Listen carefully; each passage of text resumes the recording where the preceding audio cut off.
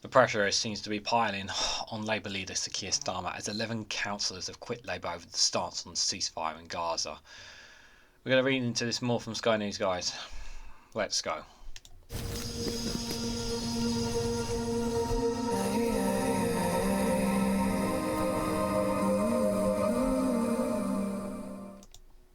Good morning, good afternoon, good evening, wherever you are in the world. This is REGANELITE here with an article from Sky News with the headline that 11 councillors have quit Labour over the stance on the ceasefire in Gaza after calling for Sir Keir Starmer to resign.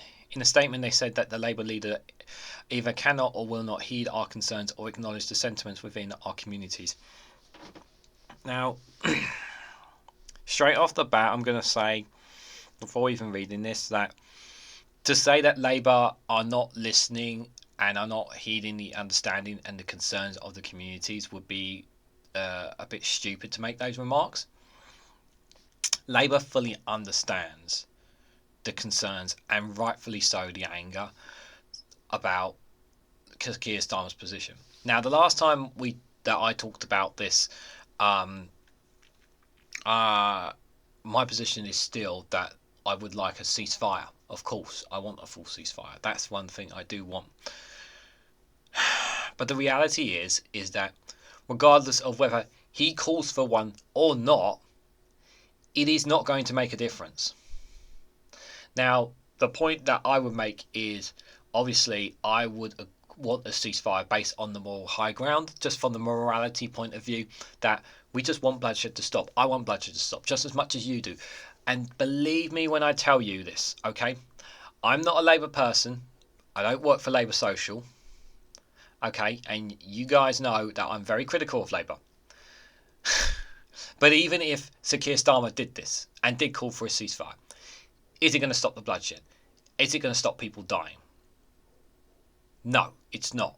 The reality is it's not going to, guys. Yeah, as much as I want the bloodshed to stop, as much as you guys want to too, and you're concerned about people out there, just as much as I'm concerned about people who are suffering with the war in Ukraine, the conflicts that are taking place in Africa. What about the consistent worry about Taiwan being threatened by China? What about the countless? What about the ongoing suffering that's taking place in Mexico by the hands of the cartel? There are so many things happening in the world that we don't report. That's not reported. That's not talked about. And yes, this is the front and center of news because of what's happened, of the horrific attack that caused by Hamas, and everybody is in deep sympathy for those who have suffered at the hands of that horrific attack by Hamas. And what Israel are doing with regards to retaliation is absolutely inhumane and needs to be called out, and rightfully so of it. Their retaliation. So what's my position? So them quitting is not going to help the situation, because then they don't have influence within the Labour Party by walking away. And I can just see now in the comments the argument will be back to me, well, what are they supposed to do? And my answer is to keep fighting and not walk away. That's my answer. I understand why they want to. I understand the position of why they want this. But calling for Keir Starmer to resign, he's not going to resign. He's not going to resign, guys. Yeah, like there's not a ready-made Labour leader to take place anyway, and we are. He has like the vast majority of polls are in favour of Labour anyway.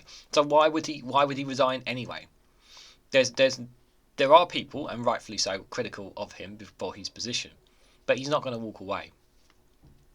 And again, I just want to stress, I really understand the position, and I want a ceasefire too. I really want the bloodshed to stop, but my understanding of what's going on over there is not that great.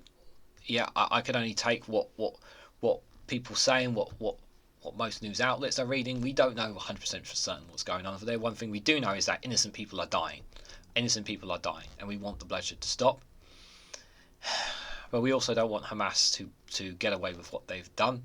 But Netanyahu also needs to pay for his atrocities as well, because he has caused unrelentless atrocities on the Palestinian people as well. It's a lose-lose argument, whatever I say here, I know. But I just think this is not going to help anyone right now.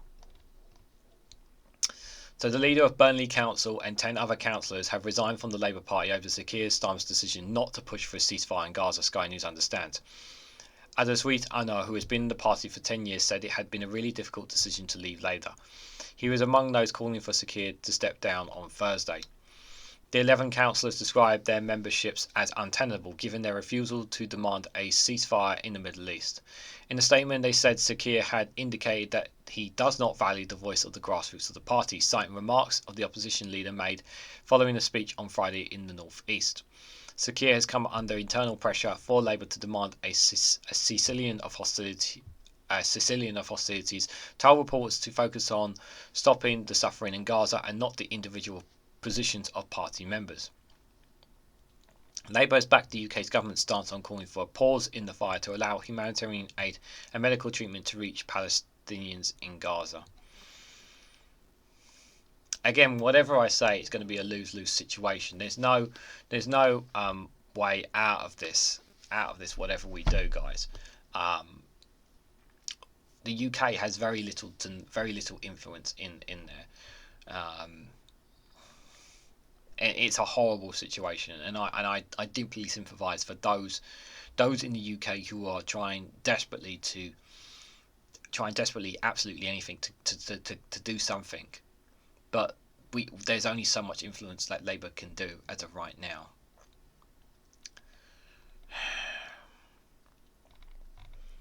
So this is an analysis here. Sir Keir's attempts to draw a line under the ceasefire row are backfiring. So Sir Keir Starmer spent weeks trying to downplay his party's divisions over the questions of the ceasefire in Gaza, but the row continues to escalate. On Friday, he claims that Labour was united on the issue because everyone is motivated by the same desire to alleviate human suffering there, and that he just isn't concerned about individual positions of party members. That's a very stupid comment to say. Like, he knows there's tension behind the scenes, and he should not be saying such things. But his attempts to paper over the cracks with optimistic descriptions just isn't cutting with many of those members who feel he's just not listening. Now the leader of Burnley Council, one of the two Labour Council leaders who called on Sir Keir to resign over the issue last week, has himself announced he's stepping down from the party along with 10 other councillors. Afrasiab Anwar claims that the views of the grassroots members are being ignored, with some in the party are worried about the kind of exodus of Muslim support seen in the wake of the Iraq War. There is a fear that they could lose a group of communities here if they don't give them assurances of some sorts. It brings the number of councillors who have resigned from Labour to 50, alongside many big names who have overstepped the party line in calling for a ceasefire, including the Mayor Sadiq Khan, Andy Burnham, and Scottish Labour leader Anis Saouri. That's a lot. It's a lot of people who have walked away from the Labour Party. It is damning. And it's a difficult position for him, that is for sure. Labour are hurting because they don't want Labour to take the same stance as the government. They really don't. Last week, Sir Keir attempted to draw the line under the row with a big speech, and that a number of interviews clarifying his position, arguing that he shapes people's human emotions in response to what's happening, but that the humanitarian pause is the most practical way to alleviate the suffering of the people in Gaza. He pointed out that demanding a ceasefire would negate Israel's right to defend itself. Both positions are in line with the government.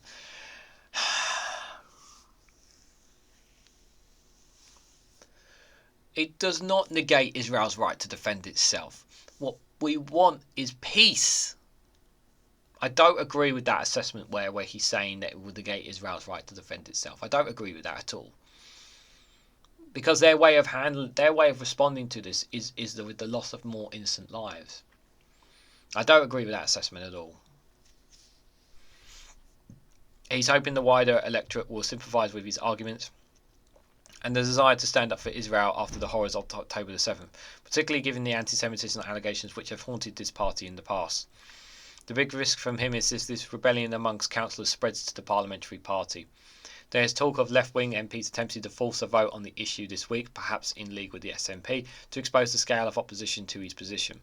Many MPs are under real pressure from their constituencies. Loyal shadow leader of the Commons, Lucy Powell, told Sky News Kate Bertie this morning that she had protests outside her office and it's a difficult one for all of us to look at. The real challenge to Sir Keir's leadership would be any of those shadow frontbenchers who publicly defied the party's line to call for a ceasefire, decide to take it further and step down. It's like I said, it's an impossible position that he is in. I've said this before and I've said this again. However, Mr Anwar said his position was nonsensical and did not capture the strength of feeling in his Lancashire town along with communities elsewhere in Britain about the war. We just can't stand by watching and being a part of a party that is not speaking out or for the very least calling for a ceasefire, Mr Anwar said. Instead of talking of peace, all our world leaders, including the leader of the Labour Party, are talking about humanitarian pauses. It's just nonsensical. I just don't think the message is getting through in terms of how our communities across the board are feeling about this. He said the group had tried everything that we could by working within the party. Mr Anwar said he wanted Labour to come back to its core values and fighting for social justice. In a statement on Sunday, the group said it's become apparent that Sir Keir Starmer and the leadership either cannot or will not heed our concerns or acknowledge our sentiments with our communities. It added, in response to our calls for him to resign, he responded that the individual concerns of members are not his focus, further illustrating that he does not value the voices of the grassroots of the party. The leader of Burnley Council, who is also in Lancashire, also called on Sir Keir to resign on Thursday. No, he should not resign. He's not gonna resign. It's not gonna fix the issue, guys. It came after senior Labour figures also broke ranks, challenged Sir Keir Starmer's stance, including London Mayor Sadiq Khan, Scottish Labour leader Anna Salisbury, and Grace Manchester leader Andy Burnham. Okay, this is a bit I wanted to read. Labour spokesperson had said that Labour fully understands calls for a ceasefire. Everyone wants to see an end to this cycle of violence and suffering. We need to see hostages released and aid getting to those most in need. But a ceasefire now will only freeze this conflict and would leave hostages in Gaza and Hamas with the infrastructure and capabilities to carry out the sort of attacks that we saw on October the 7th. International law must be followed at all times and innocent civilians must be protected. Labour is calling for humanitarian pauses in the fighting. This is best and the most realistic way to address the humanitarian emergency in Gaza and is a position shared by our major allies in the US and the EU. Yeah, but the United Nations are not so much on this, are they? The United Nations are calling for a ceasefire as well.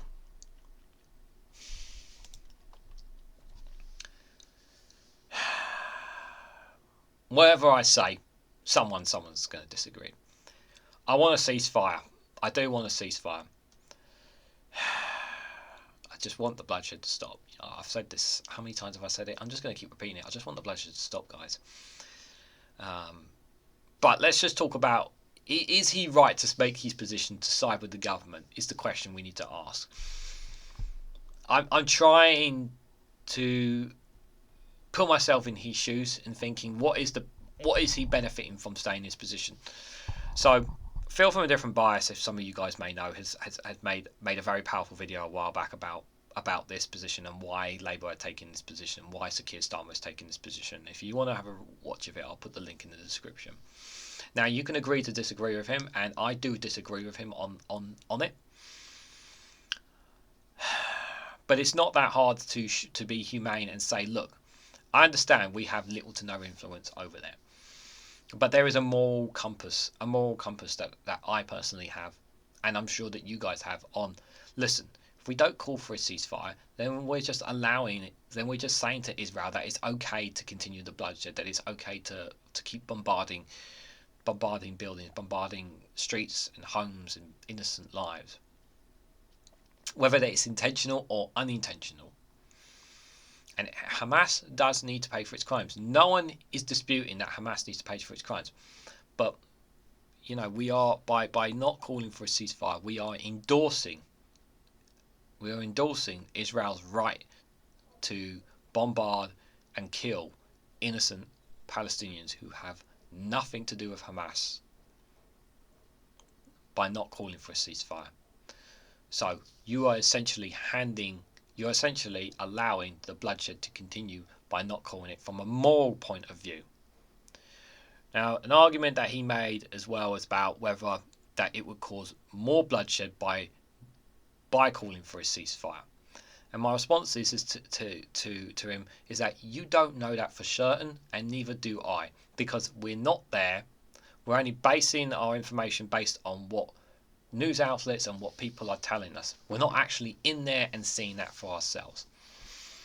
Whether we even gain more influence or not is another matter. It's down to the United States, that has the major influence in Israel more than anyone. And our influence is little to none.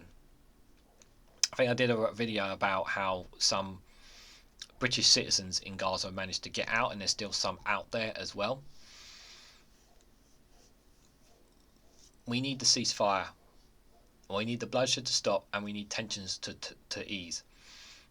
And I disagree with him to saying that not calling, for me, my point of view is the same.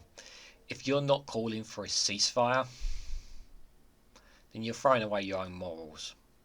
It's immoral to not call for a ceasefire. It is inhumane for you not to call for a ceasefire, regardless of how you feel about this, regardless of your position, politics-wise. Talking about the human side of this. Whether you're Israeli, whether you're Muslim, whether you're Palestinian, whether you're British, American, everyone should be wanting the bloodshed to stop and tensions to calm down and people to get around the table. And if you think for one moment, if you're going to come in my comments section and say that there will never be an end to this conflict, go and have a look at the troubles in Ireland. No one thought that what happened with the troubles between Ireland and Northern Ireland, no one was expecting peace there. No one was expecting peace there. Go look at your history. It can be done. You just need to have the people around and the will to do it. And it can be done, guys. It can be. What do you make of Keir Starmer's position? What do you make of Labour's position? Are the Labour councillors right in walking away because of their moral beliefs? Let me know what you guys think down in the comments section below. Hit the like button, be greatly appreciated. Share across social media. And hit the bell notification icon so you'll be notified of when I go live and when I upload a video. Thank you very much for watching, and I hope to catch you all very, very soon.